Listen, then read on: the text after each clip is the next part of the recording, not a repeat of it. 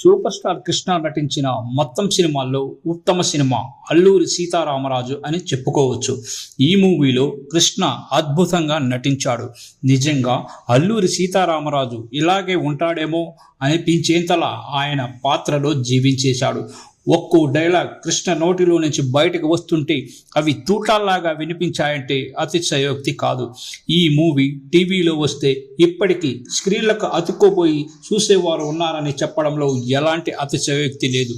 1974 మే 1న అల్లూరి సీతారామరాజు విడుదలై 175 రోజులు నడిచింది. ఆ సంవత్సరంలో అత్యధిక వసూళ్లు సాధించిన తెలుగు చిత్రంగా రికార్డు క్రియేట్ చేసింది. ఇది కృష్ణ కెరీర్లో 100వ సినిమా కావడం విశేషం. ఈ బుర్రిపాలెం బుల్లేడు జస్ట్ 9 ఏళ్లలోనే 100 సినిమాలు పూర్తి చేసి వావ్ అనిపించాడు. నిజానికి కృష్ణ 1968లోనే అసాధ్యుడు మూవీలోని ఓ నాటకంలో అల్లూరి సీతారామరాజు వేషంలో మెప్పించాడు. ఆ క్యారెక్టర్ వేసుకున్నప్పుడు కృష్ణకి చాలా గొప్పగా అనిపించిందట. ఆ పాత్రను ఫుల్ లెంత్ చేయాలని అప్పుడే డిసైడ్ అయ్యాడట సూపర్ స్టార్. వాస్తవానికి దీనికంటే ముందే అంటే 1958లో ఆలు మొగలు మూవీలో జగ్గయ్య అల్లూరి సీతారామరాజుగా చేసిన నటన కృష్ణకి ఆ పాత్ర చేయాలనే కోరికకు కారణమైంది.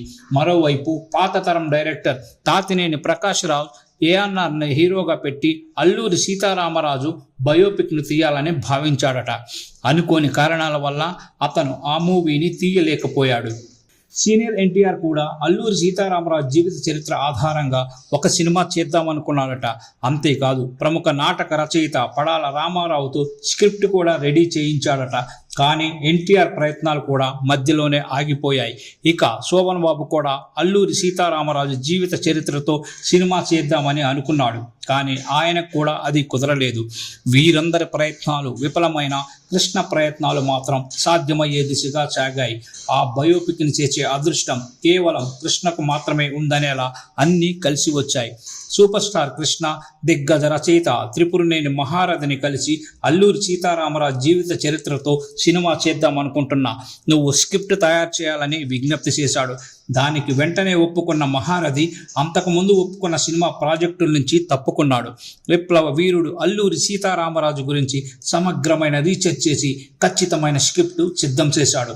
దానికి డైరెక్టర్ వి రామచంద్రరావు డైరెక్ట్ చేయడం ప్రారంభించాడు. అయితే ఆయన అల్లూరి సీతారామరాజు షూటింగ్ చేస్తుండగానే చనిపోయాడు. మిగతా షూటింగ్ కృష్ణానే పూర్తి చేసి బంపర్ హిట్ అందుకున్నాడు. అంతేకాదు ఆ పాత్ర అద్భుతంగా పోషించే విమర్శకుల చేత ప్రశంసలు కూడా పొందాడు.